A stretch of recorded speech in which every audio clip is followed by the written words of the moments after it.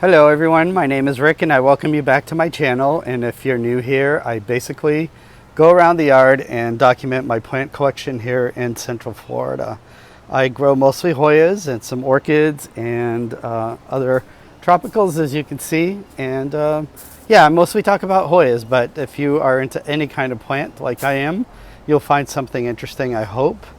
Today I'm going to show you the garden, and then I'm going to show you 10 Hoyas that I picked out for you today, and then I'm probably going to go out those gates into the neighborhood and show you some plants my neighbors have growing in the sidewalk medium. So please stick around, and I hope you enjoy. We really got a lot of rain. I think this week we got over 3.5 inches of rain according to the rain gauge there. And it did rain one time, I think 2 days ago. It rained like couple of inches in an hour, and there was actually some flooding here in the path. Very short time, but it did flood about 6 inches. So the plant's got a nice soak. So I haven't been watering back here in a few days, so that's kind of nice, because watering all these plants can be a chore in itself, as you can imagine, as I don't have sprinklers everywhere. So I do it by hand watering. And then I have one of those sprinkler heads that I put in different parts of the garden, and that works for me. So yeah, so over here, this Jose Bueno I put in this pot about 2 months ago over here is looking really nice. It's really happy in this spot. So that's what I want to talk a little bit today about, is location. I find that even just moving a Hoya from one spot in the garden to another spot can really either make it go dormant or make it grow faster. So these areas here that I'm showing you, this wall here, is a great place for Hoyas to grow fast and bloom. And then this area here that I hang from the eave there, they also do really well, and they bloom quite a bit over there. So some other areas where there's less light, obviously they won't bloom as often, or if it's too bright, they'll get sunburn, and the leaves will start yellowing, and it's not a good spot for them if they get in too much sun. So you kind of have to, all the Hoyas are different. Some Hoyas prefer a little more sun, and some like a little more shade. So you kind of have to figure that out. And there's over 400 species of Hoyas and all the hybrids, so it could be in the thousands. So you kind of have to, it's kind of like try it out and see what they like. So basically this Hoya over here, this Hoya Kiki, I think I showed it was blooming last week as well, and the week before. So it blooms a lot, and it's really pretty. Those salmon and fuchsia colors are really gorgeous. And this plant originates in this pot over here. So sometimes they travel quite a bit. So this Hoya kind of like went from a sunnier spot, and it decided to grow to a shadier spot to bloom. So that there is a clue that this Hoya probably would like a little shadier for her to be happy. So that's, you kind of have to listen to those clues. You have to be in figuring out what your plant wants. They kind of do tell you if you pay attention to them. And this is the occultata. I show it all the time because it's always in bloom, and it's always, I keep it in this pathway because it seems to be happy there. And yeah, it's blooming all the time. And it put out a side shoot, which is kind of nice because it wasn't really putting out a lot of vegetative growth. So there's the occultata side shoot. And then over here I have this dark lord. It's a philodendron dark lord, and the beauty, I really like the leaf, and the beauty is when the new leaf comes out. It comes out like this metallic coppery tone to it. It's really gorgeous, and the back side of the leaf always stays red. So that's a really gorgeous one. Another one that it's this El Chaco red. This is kind of a newer leaf, and if you turn the side of the leaf, it has like this really nice veining of the green veins, and the red looks really stunning. Also over here I have another, this Jose Bueno. It's really super gorgeous, and I'm thinking I'm selling it because I just have so many and they get so big, so I don't have any room. So I'm going to sell that on my Facebook group. So if you guys don't know, I have a Facebook group called Rick and Swiffer's Hoyas, where I sell mostly Hoyas, but I also have philodendrons and other plants sometimes. So to get there, if you look in the description, there's a link tree. You click on that and you'll find my Instagram, you'll find my Facebook store, and my Amazon store where I recommend products. You can find the stuff that I use in the garden. So check it out in the description below. And that's about it for the garden walk part of the video. Now I'm going to show you the 10 Hoyas that I selected for you this week. And I'd love it if you would comment below and let me know what is your favorite that I've shown you. That actually helps me pick out Hoyas for future videos. So if you would do that, I would greatly appreciate it. And this is Hoya memoria. Some people call it Hoya gracilis. I think the names are synonymous. It's a really happy Hoya. If you look at it, it can get really splashy, as you can see in these leaves. And the reason I have this Hoya out today is because she really has been putting out blooms for literally 5 months non-stop. It has about 10 umbels and it just doesn't really stop blooming.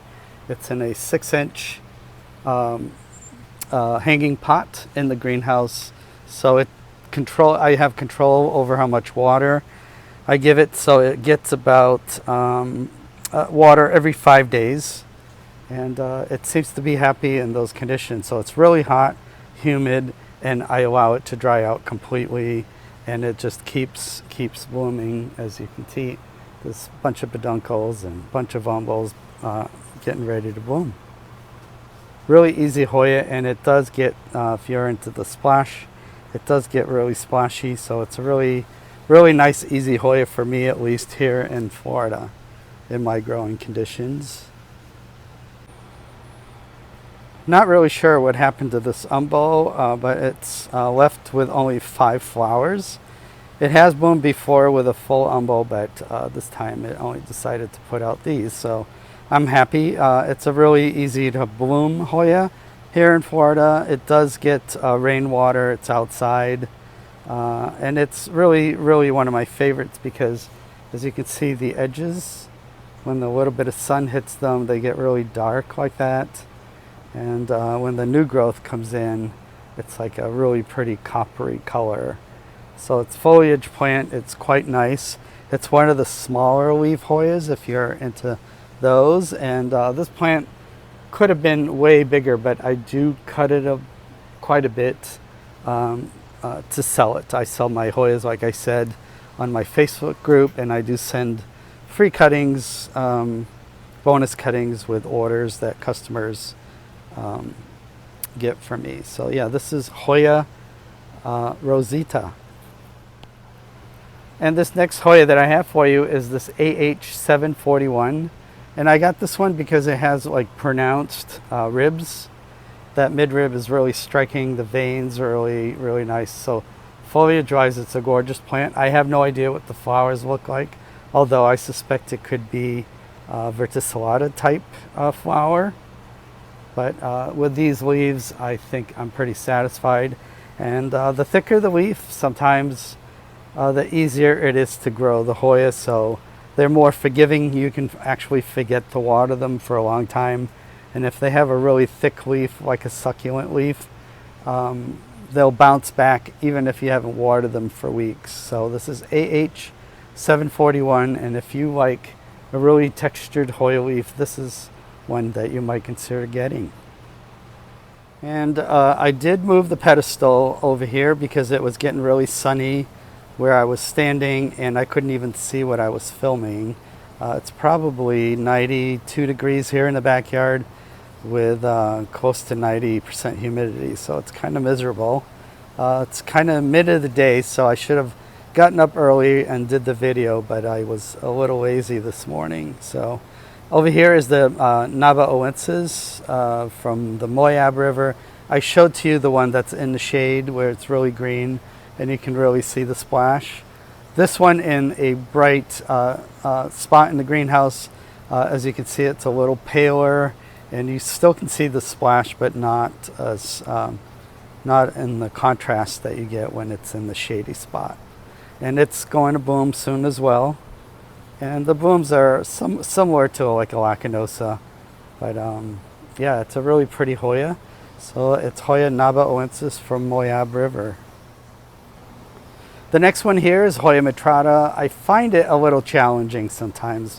When it's happy and it puts out new growth like this guy here, but it can easily succumb to root rot. So what I find the best conditions for it, it's really hot, really humid and water every 5 days. And it gets a pretty chunky mix. I have it in my chunky perlite and my bromeliad mix. So it seems to be happy. Hopefully it'll continue. I'll have to bring it into the greenhouse because when the temperatures drop below 50 degrees, it really dislikes that and becomes even more susceptible to root rot. So yeah, Hoya metrata. And I did get this one from a seller in Indonesia about 6 months ago. This guy over here is a Hoya Nap 04 from Indonesia. And I just love the leaf on this guy. As you can see, really nice texture. It does get a little splash. There's something about this Hoya that's really attractive. It could be some sort of Clemensorium variant or hybrid, but it's really beautiful. It has that dark underside, the midrib there, and it's such a cute little grower. Sometimes it's a little bit difficult to root. I've killed a few cuttings, but once it gets going, it's a pretty easy Hoya to grow. So this is Hoya Nap 4 from Indonesia.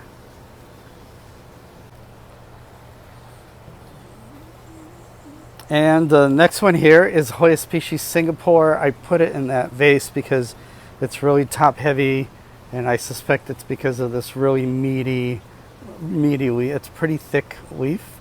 And as you can see, it has a lot of nice veins. It's pretty gorgeous. You see the veins there on the new growth. As the leaves get older, they become a lot less subtle with the veining. And it does flower a little bit like a carnosa. But if you look at the structures of the corona, they do look a little bit different. And the corolla looks a little bit different as well. They're a little more pointier. So it's a really pretty Hoya. It's very easy to grow. I suspect it likes a little bit cooler, like growth in the 70s and 80s. But it does pretty well here in the garden as long as it gets a good amount of sun. It does bloom quite a bit. So that's Hoya species from Singapore. And this one is Hoya Crystal. It is a Cocoa Ranch Hoya, and it's named after Susan's daughter, Crystal. As you can see, it's really pretty purplish flowers. It's actually a very good bloomer. This plant has like 4 or 5 peduncles. As you can see, there's flowers there and there, and it's in a 4-inch pot. I put it in this vase because it'll tip over. The leaves can get pretty splashy. It's not a fussy Hoya whatsoever. So I suspect, I'm not really sure about the parentage. I will look it up and put it in the comments, or I'll put it on the screen when I edit the video. But yeah, this is Hoya Crystal. If you don't have it, it might be one that you might want to add to your collection. It's really quite easy and great Hoya for beginners. And the last Hoya I have for you today is this AH053. And there's a few things about this Hoya that I really love. Number one, it consistently splashes. Number two, it gets like this really dispersed splash. It's really pretty. Number two, it really sun stresses beautiful, and I'll put a picture in the corner so you can see. And number three is the petioles of the leaf petioles get this really beautiful purple color. And here's the newer growth, always really dark purple. It's a relatively easy Hoya to grow, but again, do not feel like you need to overwater it. These leaves can get pretty succulent, and you can actually go like a week without watering it. So Hoya AH53, it's one of my favorite Hoyas, and I think I've shown it before in some other videos. I've showed it a bunch of times on my Instagram. So yeah, if you haven't checked out my Instagram, I have over 2,000 pictures in there of Hoyas, from leaves to blooms. I have a bunch of reels in there as well, so you might want to check that out. And that is, all the link to that is in the description. So yeah, this is Hoya AH53, and that's going to be it for the Hoyas today, and I'm going to take you out into the neighborhood for a little bit. So let's go out into the neighborhood. So for those of you who don't know, Kenwood, St. Petersburg, was built mostly in the 30s and 40s, and it's it's known for its craftsman bungalows. And these were, a lot of them were ordered in a Sears catalog. Back in those times, you can order a house, they would deliver everything, and you could just build it yourself. So let's go out here and my front yard. Hey, how's it going? Hi. You can see I've done a lot of work with these bromeliads, and I do have some Hoyas out here. So, and I'm heading towards Seminole Park, which is a city park here in St. Petersburg. It's basically just here in Kenwood, and the neighborhood kind of surrounds it. It's a really nice, quiet park with some children's and some areas to sit and read. So it's a really nice park. Let me start over here with this beautiful, this is some kind of Dracaena. As you can see, it's pretty big. A lot of the plants are pretty drought tolerant if they're going to be on the sidewalk medium or outside here near the sidewalk. So a lot of these plants don't even need to be watered. You can see this is a fishtail palm, and here is one of their seed pods. It's quite intricate.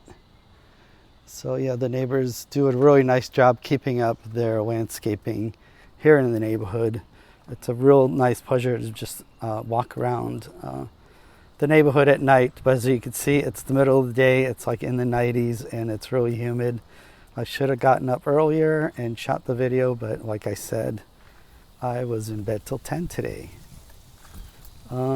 Yeah, so a lot of these plants, like I think they call this signature plant. I don't know the scientific name, but it's extremely drought tolerant, so you would want something like that.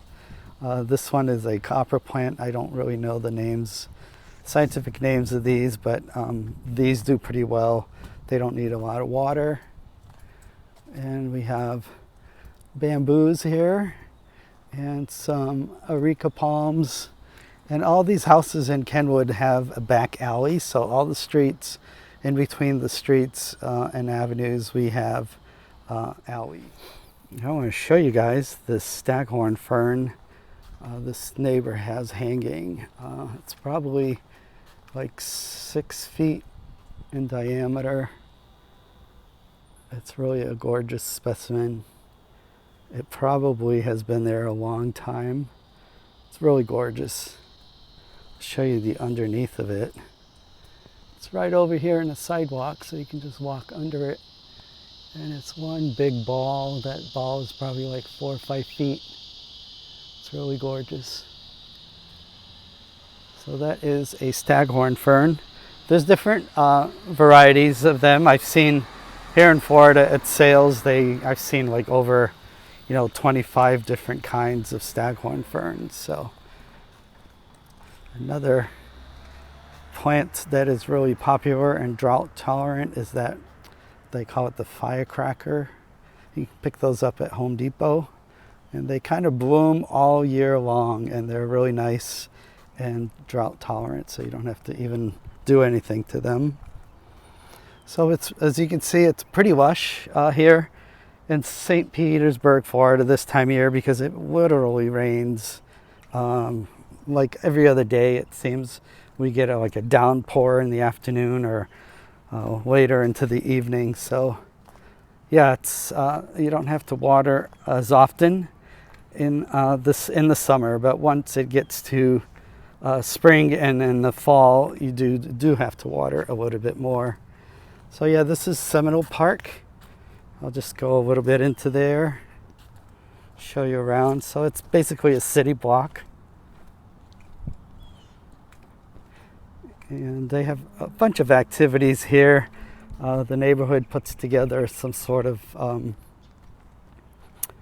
fundraiser in the fall, and they put out, there's a bunch of people cooking salmon and a lot of white tents out there, and we all sit around and enjoy company of your neighbors. So as you can see, it's in the middle of the afternoon on Sunday. It's a pretty quiet neighborhood this time of day because everyone waits to go do their walking in the evening after the sun goes down, and it's a little more manageable to be walking around on the streets. So, but you can see these houses are pretty nicely landscaped, and sometimes you find some really nice rare plants growing right in their front yard. So that's kind of nice. So I really love this neighborhood because it's so garden friendly, and it is so close to the beach, and it's close to downtown. So if you haven't been to Kenwood in St. Petersburg, it's a place that you should check out. And if you haven't been to St. Petersburg, you got to check out the new downtown. In the last 5 years, it's really exploded with activity. It's really a desirable place to live, and I'll probably do videos downtown pretty soon after I come back from my Portugal trip. I'll probably shoot down there a little bit, show you a little bit of downtown so you guys get an idea for St. Petersburg. So for now, I hope you like and subscribe, and hit the thumbs up, and come back every Sunday when I upload a new video. Hope you have a wonderful Labor Day weekend, and I'll see you next time. Bye-bye.